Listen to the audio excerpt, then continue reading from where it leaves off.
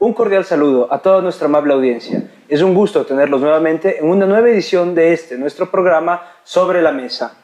El día de hoy, en este espacio de comunicación alternativa, vamos a presentar una edición especial en conmemoración de los 50 años del asesinato de Ernesto Guevara. Para el efecto y para el tema nos acompaña Carlos Andrade, secretario general del Partido Comunista Ecuatoriano. Carlos, mucho gusto. Muchísimas gracias por tenernos acá y nada, seguimos fortaleciendo los medios de comunicación populares como parte de la lucha revolucionaria. Y también nos acompaña un invitado por demás especial. Tenemos aquí en Sobre la Mesa al señor Rafael Dauzá, embajador de la República de Cuba aquí en el Ecuador. Señor embajador, mucho gusto. No, muchísimas gracias por esta invitación y realmente es algo muy importante hablar en estos momentos de la figura y del pensamiento del Che Guevara y reitero que estamos muy agradecidos de esta invitación. Muchas gracias por aceptar la invitación. Bueno, vamos a empezar. Ernesto Guevara de la Serna nace en Rosario el 14 de mayo de 1928 y es asesinado en La Higuera el 9 de octubre de 1967. Conocido como Che Guevara, fue un político, revolucionario, escritor, periodista y médico argentino-cubano, uno de los ideólogos y comandantes en jefe de la Revolución Cubana. Guevara participó desde la Revolución y hasta 1965 en la organización del Estado cubano. Desempeñó varios altos cargos de administración, así como el Ministerio de Industria, el Ministerio de Economía y la Presidencia del Banco Nacional. En el área diplomática actuó como responsable de varias misiones internacionales. Convencido de la necesidad de extender la lucha armada en todo el continente, Guevara impulsó la instalación de focos guerrilleros en varios países de América Latina. Entre 1965 y 1967, él mismo combatió en el Congo y en Bolivia. En este último país sería capturado y ejecutado de manera clandestina por el ejército boliviano en contubernio con la CIA el 9 de octubre de 1967. Bien, después de esta corta introducción, la pregunta salta a la vista, ¿no? ¿Qué hacía el Che Guevara en Bolivia? ¿Cuáles eran las condiciones económicas y sociohistóricas de aquella época que lo llevaron a entender, no sé, que el eslabón más débil de la cadena era Bolivia, que ese era el lugar donde él tenía que ir a combatir? Señor embajador, por favor. Sí, mira, tenemos que ubicarnos que estábamos en la década de los 60, década de una efervescencia revolucionaria, de focos guerrilleros, no solo en América Latina, sino también de movimientos de liberación en África, en Asia. Y en ese contexto, el Che, que había participado en la guerra de liberación en nuestro país, la guerra que dio el triunfo a la Revolución Cubana, pues desde los primeros momentos en que él se involucra precisamente pensando en hacer la revolución en Cuba y continuar el movimiento revolucionario internacional. Y así es como, a pesar de sus cargos en el gobierno, de su posición en el gobierno cubano, del amor que el pueblo cubano sentía por el Che, pues él decide partir hacia otras tierras, partir a seguir desarrollando el proceso revolucionario internacional. Y tiene una incursión, como tú señalaste, en el Congo. En el Congo no estaban dadas todas las condiciones. Él regresa de manera clandestina al país y comienzan los preparativos para su gesta en Bolivia. Después de varios meses, pues el Che y sus compañeros, había cubanos, había bolivianos, había otras nacionalidades, parten de manera clandestina hacia Bolivia. Ya había un foco guerrillero en la región, en el país, y se incorpora el Che Guevara en la guerrilla boliviana, donde todos conocemos la gesta heroica que libraron. También la disciplina, porque leía que el Che llegó a Bolivia el 4 y para el 7 él ya estaba instalado. El Che era un hombre de una disciplina estoica, no solo en materia militar, sino también en sus estudios. El Che, como ustedes saben, llegó a ser presidente del Banco Nacional de Cuba, ministro de Economía, ministro de Industria. El Che era médico. Y tú dices, bueno, ¿cómo el Che pudo desarrollar sus labores en esta esfera económica? Y eso solo se logró con un estudio extraordinario, con una disciplina muy fuerte y muy férrea en el sentido de profundizar en términos económicos, en la matemática, en temas de índole económico y científico. Y eso era hecho casi siempre a altas horas de la noche. Porque durante el día pues el Che trabajaba, estaba en sus labores, tanto políticas como militares. Y esos estudios pues siempre eran quitándole horas al sueño del Che Guevara. Bueno, Carlos, ¿cómo entender que estaba el Che en Bolivia? ¿Cuáles eran las condiciones de Bolivia más o menos para la época? Bueno, interesante la pregunta. Primero, tenemos que recordar que por ahí de 1953, ¿no es cierto?, llegó un gobierno nacionalista, claro, de otro tipo, ¿no es cierto? No digamos dictatorial en el sentido así de las dictaduras de derecha, sino que, primero había un gobierno más de carácter nacionalista, ¿no es cierto? Y después hay un golpe de Estado que sí, ciertamente se va hacia la derecha a instalar una dictadura, pero más allá de eso, ¿no? Había en Bolivia ya una efervescencia importante respecto de las fuerzas sociales. Recordemos que Bolivia siempre ha estado altamente organizada y especialmente organizada por este tema de los indígenas y de la potencia andina que existe siempre en este sector, que ha sido importante y que es importante hasta este momento para la construcción de este bloque histórico que sostiene el proceso revolucionario en Bolivia, que es tan bonito y ejemplar en muchos aspectos. Entonces, cuando el Che llega, básicamente, él también, hay que recordar que antes también había intentado construir un foco en la Argentina, ¿no?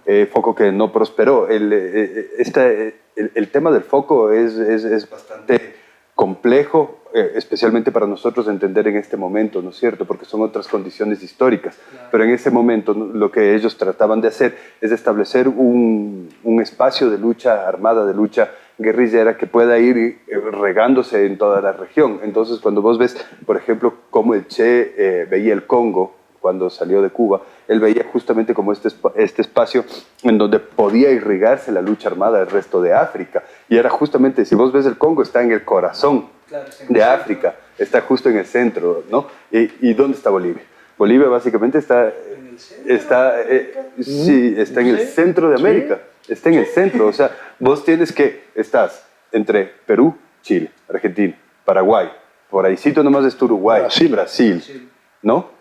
Entonces, es una región importante, ¿no es cierto? Y que es estratégica, es este corazoncito, o bueno, este centro, ¿no? Desde donde se puede irrigar la lucha guerrillera. Y entendiendo esto en términos de la perspectiva del foco, era importante para poder hacer que esta lucha guerrillera, ¿no es cierto?, pase a las fronteras. No por nada se reunió el Che Guevara con Perón, ¿no es cierto? Y aunque Perón no permitió en la manera más amplia que el peronismo participe en las guerras de liberación en Bolivia, lo que sí, de una manera clara, diciendo, bueno, te mando gente, te mando tal, lo que sí permitió a que la militancia peronista apoye a esta lucha, ¿no es cierto?, y se implique. Ahí también es importante apuntalar. A mí me llamó, justo estábamos trabajando sobre los testimonios de los compañeros de batalla del Che, y una de las autocríticas que más me llamaba la atención es la falta de perspectiva y de visión que tuvieron en ese momento los compañeros y compañeras del ELN boliviano, que no generaron un proceso de propaganda respecto de que el Che esté combatiendo ahí. Ellos siempre estuvieron muy silenciosos sobre ese tema. Y básicamente lo que se planteaba es que el servicio de inteligencia de los Estados Unidos podía enterarse, ¿no es cierto? Y hacer, claro, después, o sea, y justamente la autocrítica parte porque después ven y dicen, no, pues, o sea, ellos sabían todo el tiempo que el Che estaba en Bolivia, ¿no? Y hubiese sido una herramienta importante para poder generar esta lucha. Esas son las experiencias y desde ahí se aprende, ¿no? Lastimosamente que esta experiencia implicó, ¿no?, que fuese asesinado una de las personas más importantes, ¿no?, o por no decir la más importante, al respecto de los procesos revolucionarios. Decimos una de las más importantes, ¿no?, porque siempre ahí está la figura de Fidel, que hasta hace poco nos acompañó y que es determinante para el desarrollo de los procesos de liberación en nuestro continente y el camino hacia el socialismo, ¿no? Pero el Che Guevara tenía esta cuestión internacionalista tan bonita y justamente escogen a Bolivia por ser el centro de esta América del Sur, ¿no? Y en donde habían unas condiciones especiales para poder desarrollar la lucha guerrillera. Habían unas contradicciones muy fuertes. Hay que recordar, y que eso es una de las cosas que a mí más me gusta del pensamiento de Che, que Che no estaba tanto esperando que se den las condiciones, sino que ellos realmente creían que las condiciones eran aquí y ahora y había que hacer las cosas ya, no mañana. Y eso es un tema fundamental que debemos rescatar, porque también en eso se basó mucha de la crítica que hizo hacia, en ese momento, los procesos que estaban en la Unión Soviética, que estaban muchísimo más unidos hacia lo que conocemos ahora como estalinismo, ¿no? Que tampoco sería tan correcto enfocarlo solamente en eso, pero que finalmente la crítica estaba ahí. Claro, efectivamente, Guevara como un hombre de acción ahora se plantea también este pensamiento geopolítico regional para entender a Bolivia como el centro de la irrigación de los focos guerrilleros. En este contexto ahora vemos también nosotros que se va replanteando el continente. Bueno, ya desde lo del Che han pasado 50 años y ahora estamos en el 2017, hemos pasado por muchos procesos, pero ¿cómo recuperar ese internacionalismo proletario que tuvo Guevara? ¿Cómo entender y recuperar la visión de que los pobres de la Argentina son los mismos en Perú, son los mismos en Colombia y que el enemigo es el mismo ahora? Por ejemplo, en el caso del proceso de Venezuela, ¿cómo recuperar este pensamiento internacionalista del Che y pensarlo también desde la lógica geopolítica en tanto el proceso venezolano y en tanto cualquier otro proceso que necesite apoyo del bloque, del continente, que se necesite un apoyo como región? ¿Qué tanto de eso podemos retomar de Guevara ahora en la actualidad? Mira, yo creo que el pensamiento del Che Guevara era un pensamiento internacionalista, y el pensamiento de la Revolución Cubana, el pensamiento de Fidel, es un pensamiento intrínsecamente internacionalista. Como ustedes bien señalan, y como ocurre, la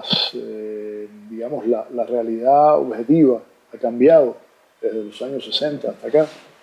Y en estos momentos, pues, digamos, la lucha armada no es lo que está prevaleciendo en el continente. Yo te diría que es la lucha política, la lucha ideológica. Y en ese sentido, yo creo que el internacionalismo hoy se ve presente con gran fuerza en el ejemplo de Cuba. Nosotros somos una revolución internacionalista per se. Y te digo en el ejemplo de Cuba porque te podría decir que tenemos, por ejemplo, médicos en más de 60 países de este mundo. Y cuando se habla de médicos, se habla de las personas que van a enfrentar uno de los flagelos más fuertes que hay en este mundo, que es la insalubridad, las enfermedades, los problemas de índole cotidiano que afectan la salud del ser humano. Pero te hablo también del internacionalismo en materia de educación. Con el método Yo Sí Puedo, se están alfabetizando y se han alfabetizado millones de personas en este mundo, en diferentes idiomas, no solo en el español, en portugués, en idiomas muy específicos de regiones, en inglés, en creol, por supuesto en español. Y yo creo que ese internacionalismo también educacional, es sumamente importante porque Martí decía que ser cultos para ser libres, en el sentido de que si tú no conoces las letras, no sabes leer, no sabes escribir, pues no vas a ser nunca plenamente libre. Y un poco que inspirados en el pensamiento martiano, pues también nosotros estamos desarrollando ese internacionalismo en muchos lugares del mundo. Y el Che, no debemos olvidar que el Che era médico. Por lo tanto, hay un vínculo muy estrecho entre ese Che internacionalista, ese Che médico, y la labor de los médicos cubanos. Si quisiéramos ejemplificar, digamos, podríamos decir que en estos momentos hay en el Ecuador 550, aproximadamente una brigada médica de 550 compañeros, que están distribuidos en 23 de las 24 provincias del país, desarrollando una actividad internacionalista, realmente, una actividad en provecho de la población más pobre, de la población más desposeída, de los que menos tienen. Y entender que tampoco es este altruismo filantrópico al que muchas veces tal vez nos podemos ver abocados de decir, bueno, yo me entrego. No, es un internacionalismo con contenido teórico, es un internacionalismo que invita a repensar en el modelo de desarrollo y de producción. Carlos.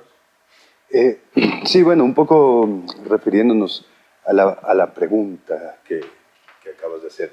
Primero, sí, nosotros hemos crecido con el ejemplo de Cuba, ¿no? Como nuevas generaciones siempre hemos estado muy involucrados en el desarrollo tan bonito del internacionalismo, de compartir realmente no lo que te sobra, sino lo que en verdad tienes, ¿no? Y es muy interesante. Yo tengo muchos amigos que han estudiado medicina en Cuba, que son tremendos profesionales, que están acá y que además han generado una conciencia social importante respecto de lo que se tiene que hacer, ¿no? La Misión Milagro, otros espacios importantes que son desde la práctica, desde lo cotidiano, ¿no? Estos espacios en donde se construye el internacionalismo. Pero también tu pregunta tenía otro elemento que para nosotros como ecuatorianos, como suramericanos y como andinos en particular, nos tiene que llevar, porque el proceso revolucionario en nuestros países en particular, en esta región de los Andes, no se lo puede entender aislado dentro de las fronteras. Solamente se lo puede entender como una continuidad de toda esta gran región bajo el pensamiento bolivariano. Entonces nosotros tenemos nuestro propio tipo de internacionalismo y el desarrollo de este mensaje debe ser absolutamente claro. Somos un solo país, que nos solíamos llamar la Gran Colombia, que íbamos desde Venezuela hasta Bolivia, ¿no es cierto?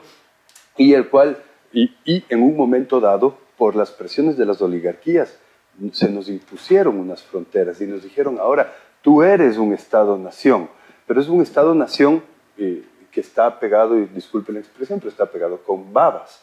Por eso es que en cada región del Ecuador tenemos las expresiones que tenemos. O sea, primero que somos un país plurinacional y multicultural, y absolutamente megadiverso, que vas de un lugar a otro, hay distintos tipos de gente, hay etnias, hay idiomas, hay colores, hay sabores diversos, y lo mismo pasa en Colombia, y lo mismo pasa en Venezuela, y Bolivia es otro tanto, ¿no? Entonces, desde esa perspectiva, es que para nosotros el internacionalismo tiene que ser un tema cotidiano, y eso es lo que hacía el Che. El Che genera como esta conciencia tan profunda, tan internacionalista, bueno, primero en sus dos viajes, ¿no es cierto? Claro, cuando recorre. Exacto, y hay unos capítulos lindísimos, ¿no? Porque en ese tiempo, imagínate, o sea, llegar a la Amazonía y trabajar en la Amazonía. El Che inclusive estuvo en Leticia, ¿no? En esta triple frontera entre Colombia, Perú y Brasil, que es así, es un lugar complicadísimo, o sea, muy poca gente ha estado en Leticia, o sea, es un lugar absolutamente aislado. Entonces, todo ese trajinar que genera una conciencia clara de lo que se debe hacer, ¿no? Lo lleva hasta Guatemala, y que ese es otro capítulo lindísimo, ¿no? Cuando está en Guatemala, eso más o menos también es por 1953, con el gobierno de Arbenz, cuando empiezan las expropiaciones a la United Fruit Company, ¿no? Y tiene que refugiar en la embajada argentina, si no estoy mal. Sí, por supuesto. Y él rechaza volver a Argentina. Se va a México. Él se va a México, exactamente, y pasa 2 años después en México, y es ahí en donde empiezan los preparativos para después las acciones de la Sierra Maestra. Y es tan bonito esa parte, ¿no es cierto? Porque uno ve cómo es que desde estas inquietudes de juventud, ¿no es cierto?, de esta conciencia, se va construyendo el hombre internacionalista al respecto de la realidad concreta, o sea, del sufrimiento de los seres humanos y de los latinoamericanos muy en particular, al respecto del sistema opresivo, colonial e imperialista que hemos vivido ya por siglos, ¿no? Y eso es un tema que debe estar claro. O sea, cualquier muchacho que en este momento vaya a salir por el continente se topará con situaciones bastante análogas de las que se topó el Che Guevara. O sea, ha cambiado algunas cosas, pero no es que ha cambiado tanto. O sea, uno puede ir a cualquier comunidad de indígena en la Amazonía ecuatoriana, peruana, brasileña, y va a encontrar unas contradicciones tenaces al respecto de lo que en verdad está sucediendo, lo que lo que te dicen que están haciendo los gobiernos y las condiciones concretas y reales de vida de cada una de las personas que están ahí, ¿no? Entonces, o sea, el internacionalismo también no solamente es un ejercicio teórico que va desde arriba, sino es un ejercicio práctico que va desde esta cuestión de realmente sentir al otro, de preocuparse por el otro, de asumir la realidad ajena, ¿no es cierto?, para construir la propia perspectiva y poder comprometerse de una manera profunda con las necesidades de la revolución, que a veces son contradictorias, que a veces son complejas, que a veces no se entienden en un todo, ¿no? Porque, bueno, finalmente, y ahí está una cosa que siempre decía Chávez, o sea, esto es haciendo, ¿no es cierto? Nosotros no tenemos una fórmula construida. Y bueno, finalmente, entonces son estas construcciones, esta condición, esta asunción de la miseria del capital, las que construyen en Guevara las características del hombre nuevo, de este revolucionario, las que permiten, como ya nos va a comentar el señor embajador, que se construyan valores nuevos, valores diferentes, porque no solo el internacionalismo es uno de los faros de guía que podríamos tomar a partir del ejemplo de Guevara, sino también su disciplina militante, la construcción que se mencionaba al principio sobre los estudios. ¿Cómo favoreció este proceso de asimilación de la realidad, de la cruda realidad, de la que no te cuentan, de la que no es turística, digamos por de alguna manera, de viajar por el continente en la construcción de nuevos valores a partir de lo que era un jovencito de clase media acomodada argentino hasta convertirlo en el ejemplo del que todavía hablamos hoy? Mira, yo pienso que no hay nada más educativo que ver las crudas realidades que existían en nuestro continente en los años 40, 50. Pero te podría decir que no habría nada más educativo que ver esas mismas realidades en los años 2017, 2018, 2019. Es decir, que, como bien se decía, hay muchas cosas que han cambiado, pero hoy existe el mismo subdesarrollo, la misma insalubridad, el mismo desempleo, las mismas penurias económicas y si bien América Latina ha cambiado, existen muchos sectores de la población de nuestro continente que no se han visto beneficiados por esos cambios. Yo creo que las ideas que enarboló el Che de necesidad de una mayor equidad social, de un mayor beneficio social para las amplias masas de nuestros países, hoy podemos decir que tenemos la misma situación. Es decir, ha cambiado mucho nuestra región, pero todavía necesita cambiar mucho más, porque todavía existen condiciones pésimas para un porcentaje de la población que no es de despreciar. Es decir, no estamos hablando del 1% de la población, estamos hablando de un porcentaje importante de la población que no tiene acceso a servicios médicos de respeto, que no tiene un acceso directo y fácil a la educación, que no tiene un acceso, por ejemplo, a agua potable, que no tiene un trabajo seguro, que no tiene condiciones de vida, de una vida normal, de una vida con la satisfacción plena de sus necesidades sociales, económicas, políticas. Por lo tanto, mientras eso no ocurra en América Latina, el Che tiene mucho que hacer todavía. Su pensamiento, su ejemplo, su proyección política internacionalista tendrá que hacer mucho todavía. Y yo creo que América Latina, y cuando hablamos de América Latina, estamos hablando, por supuesto, de América Latina y del Caribe, yo creo que está llamada a ser un continente en el cual las ideas del Che se difundan cada vez más, penetren cada vez más en las raíces de esas sociedades. ¿Por qué? Porque el Che era uno de nosotros y nos conocía y recorrió este continente como nadie y observó a este continente como nadie y defendió a este continente como nadie. Por lo tanto, estoy convencido que las ideas del Che, los principios que él enarboló y que guiaron su conducta revolucionaria durante todos estos años, siguen siendo válidos y siguen estando presentes en la realidad de América Latina. Yo creo que hoy, más que nunca, cuando el imperialismo norteamericano arremete contra países de nuestra región, como por ejemplo como Venezuela, como Bolivia, como Cuba, cuando se mantiene un bloqueo por más de 57 años, que el bloqueo no es otra cosa que el intento de rendir por hambre y necesidades a todo un pueblo, a 11 millones de personas. Es un acto de genocidio, no nos quepa la menor duda. Cuando nosotros observamos esto, nos damos cuenta de que las ideas del Che están más vivas que nunca. Por eso es que nos ha gustado mucho, nos ha impresionado la presencia de miles de jóvenes en los actos que se han realizado en Bolivia en ocasión del 50 aniversario de su asesinato en La Higuera. No solo jóvenes bolivianos, jóvenes de muchos lugares del mundo han acudido a ese santuario de la revolución internacional que se ha convertido hoy La Higuera y Vallegrán. Me parece que es algo realmente muy bonito, pero que no lo debemos dejar ahí.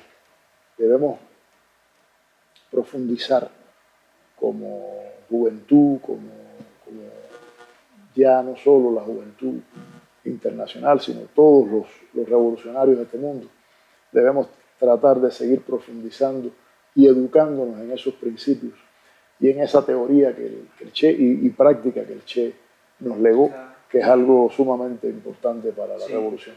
Efectivamente, y en esa lógica, estos principios que si bien siguen vivos, tal vez un poco aplicados, ¿cómo desde las organizaciones sociales nosotros podemos difundir de nuevo la práctica de los principios de Guevara? ¿Cómo llevarle estos principios tan nobles, por ponerlos de alguna manera, principios y valores del hombre nuevo, por llamarlos de determinada forma, al común denominador de las personas, aquella gente de a pie, aquella gente que día a día trabaja, que labora, que siente la explotación, pero que no es consciente? ¿Cómo hacemos que se empoderen de estos principios? ¿Cómo les damos a conocer esta verdad emancipadora, por ponernos un poco mesiánicos, si queremos?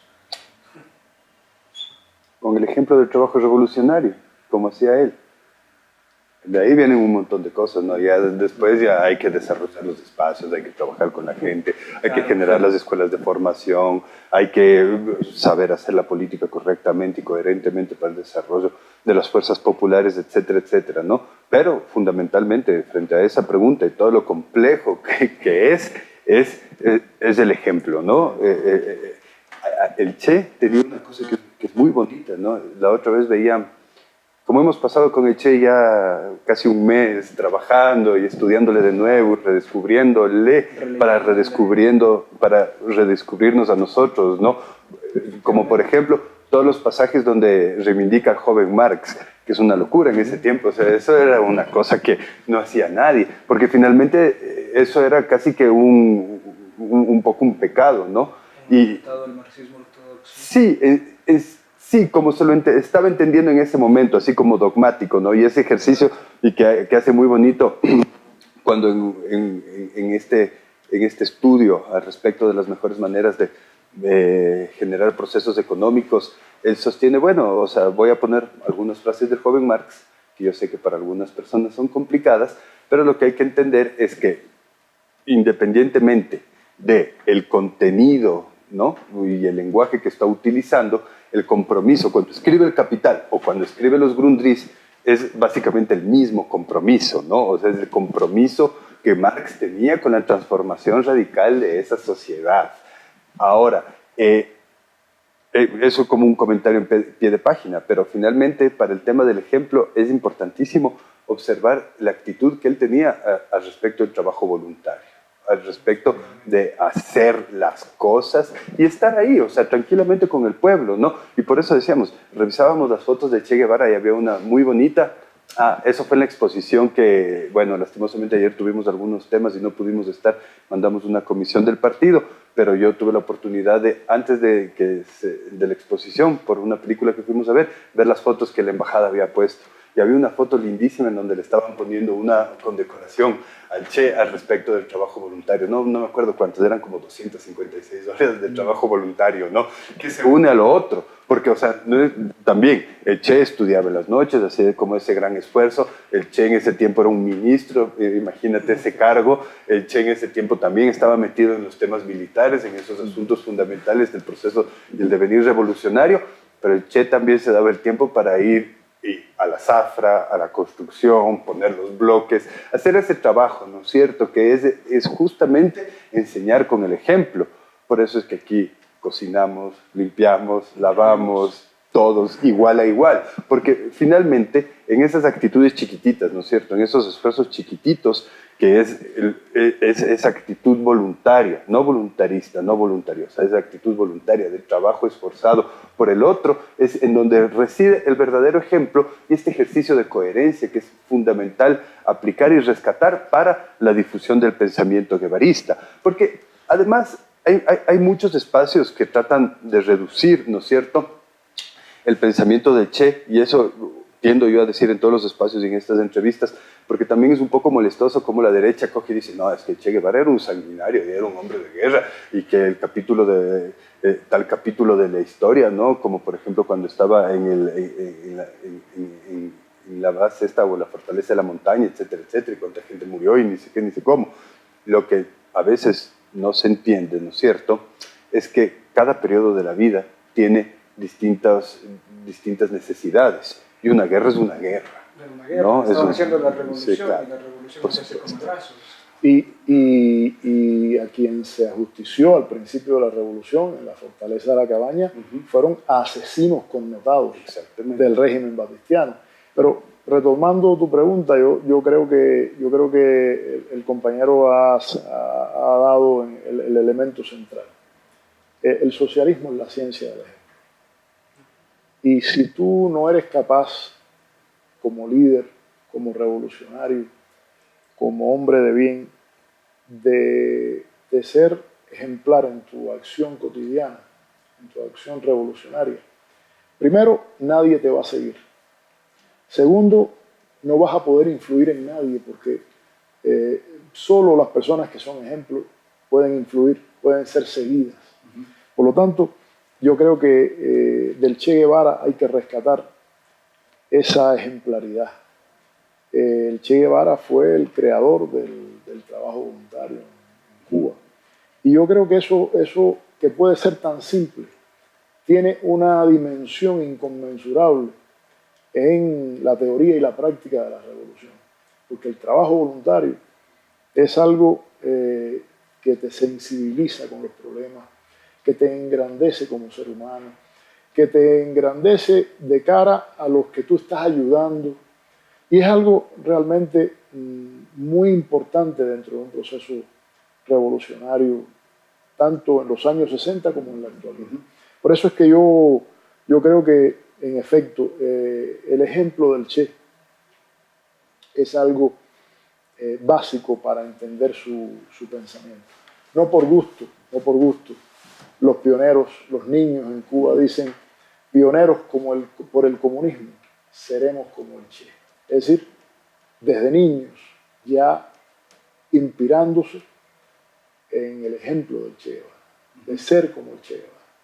Porque creo realmente que el Che encarna al hombre nuevo, al hombre que todavía pensábamos que en el siglo XXI se iba a formar, pero ya el siglo XXI avanza con paso acelerado y vemos que desafortunadamente también queda mucho por andar en ese camino. Sí, efectivamente, efectivamente. Y bueno, el tiempo de nuestro programa va concluyendo. En esa lógica les voy a pedir, por favor, una intervención y una conclusión bastante corta sobre, bueno, todo lo que hemos debatido, ejemplo, contexto histórico, ¿qué debemos retomar del Che ahora? ¿Cuáles son los deberes para con el legado de Guevara? Guevara desde nosotros? Carlos. Bueno, para nosotros desde lo práctico, ¿no es cierto? Desde las necesidades concretas en el proceso de la revolución ecuatoriana y el trabajo que nosotros estamos abocados en el día a día, la cuestión es el compromiso, ¿no? La conciencia y el ejemplo. Y bajo esos tres elementos, entender que si es que nosotros no estamos ahí, si es que nosotros como militantes no estamos preocupados desarrollando el proceso, nada va a pasar. Mucho más allá de los problemas, las rilletas, las broncas o cualquier tipo de situación que se pueda dar, lo que nosotros necesitamos es en este momento caminar en unidad y caminar conscientemente, o sea, desde la conciencia del pueblo, desde estas contradicciones, desde la conciencia de las contradicciones de clase, hacia el proceso que nos hemos marcado para cumplir con las tareas que la misma historia nos está legando. Yo coincido plenamente con el compañero y te diría que la unidad en torno a Fidel, en torno a los principios de la Revolución Cubana, en torno a las ideas de Che Guevara, ha sido lo que nos ha posibilitado a nosotros, a la Revolución Cubana, sobrevivir más de 50 años de bloqueo, de agresiones militares, de agresiones políticas, de agresiones económicas de todo tipo. Porque sin esa unidad empezamos a fraccionarnos, empezamos a debilitarnos y el enemigo pues empieza a triunfar. Yo pienso que junto con este desarrollo de la conciencia que se menciona, con este accionar siempre siendo o tratando de ser siempre ejemplo, un elemento fundamental es el logro de la unidad de todas las fuerzas revolucionarias a nivel de país o en el mundo, internacionalmente, porque el enemigo se une para combatirnos. Por lo tanto, flaco favor nos haríamos nosotros si no nos uniéramos.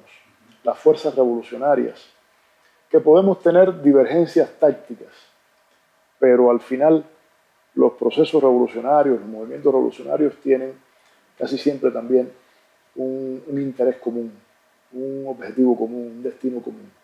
Pues dejemos a un lado lo que nos separa y trabajemos por esa unidad, que es lo que ha dado como resultado a la Revolución Cubana. Efectivamente. Y bueno, unidad, ejemplo, militancia y sobre todo coherencia con los procesos revolucionarios son algunos de los valores y del legado que nos deja el Che Guevara. El marco teórico que nos deja también para estudiar es sin duda uno de los más interesantes en torno a procesos revolucionarios. Esto ha sido todo por hoy en el programa. Esperamos tener su compañía en una nueva edición y les recordamos que los temas interesantes se debaten aquí en Sobre la Mesa. Muchas gracias, señor embajador. Muchas gracias. Muchas gracias a ti. Muchas gracias.